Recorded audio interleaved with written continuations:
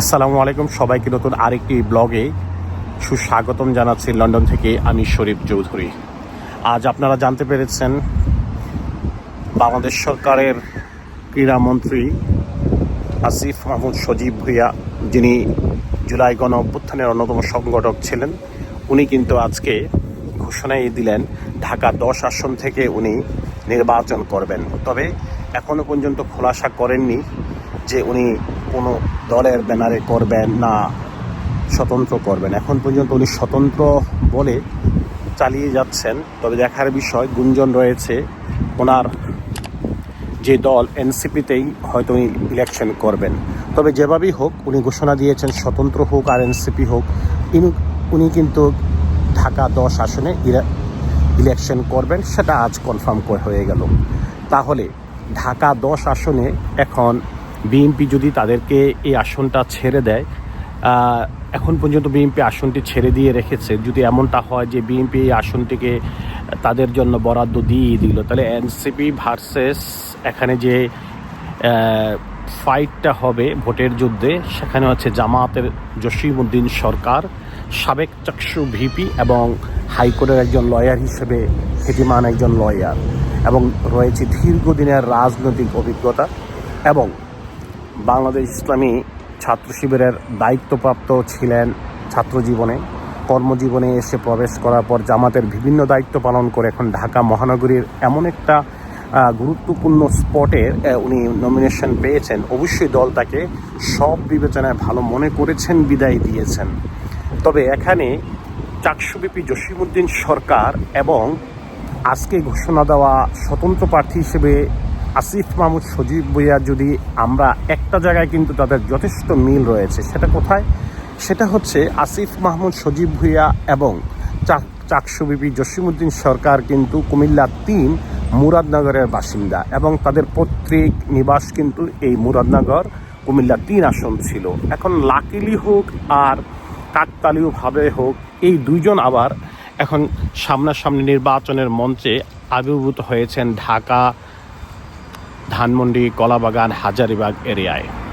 এখন দেখার বিষয়, দীর্ঘদিন যাবৎ জসিমউদ্দিন সরকার এখানে কাজ করছেন এবং বিভিন্নভাবে প্রতিটি ডোরে ডোরে যাওয়ার জন্য চেষ্টা করছেন মানুষের কাছে।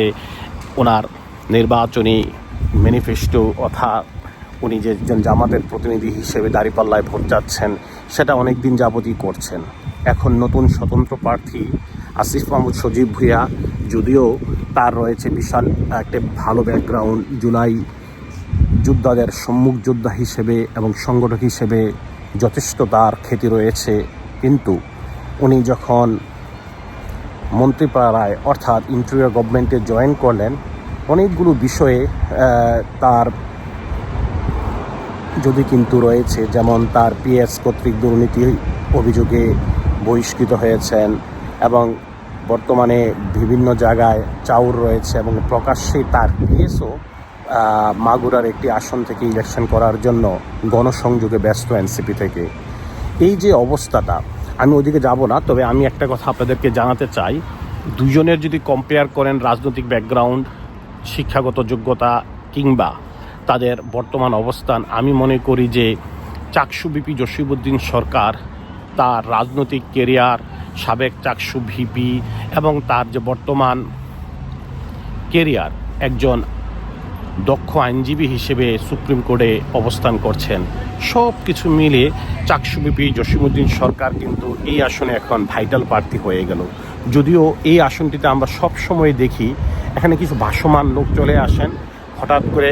এর আগে কিন্তু এখান থেকেই চিত্রনায়ক ফেরদৌস কিন্তু এখান থেকেই এমপি ইলেকশন করেছিলেন এবং কিন্তু উনি এমপি হয়ে গিয়েছিলেন, যদিও এগুলি ছিল অনেকটা পাতানো নির্বাচনের এমপি।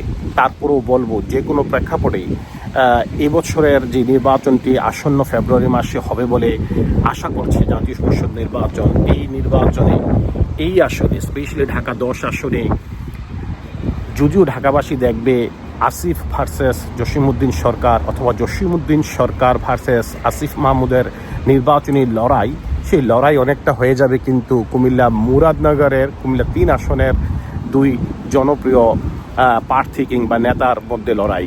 এখানে উল্লেখ্য যে ঢাকা ধানমন্ডি, কলাবাগান, হাজারীবাগ এরিয়াতে কুমিল্লা যারা রয়েছেন স্থায়ীভাবে বসবাস করছেন তারাও এখন দ্বিধান্বিত হয়ে যাবেন তাদের কাঙ্ক্ষিত ভোটটি কাকে দিবেন, কাকে দিলে আসলে উন্নয়নের জন্য দেশের জন্য কল্যাণ হবে।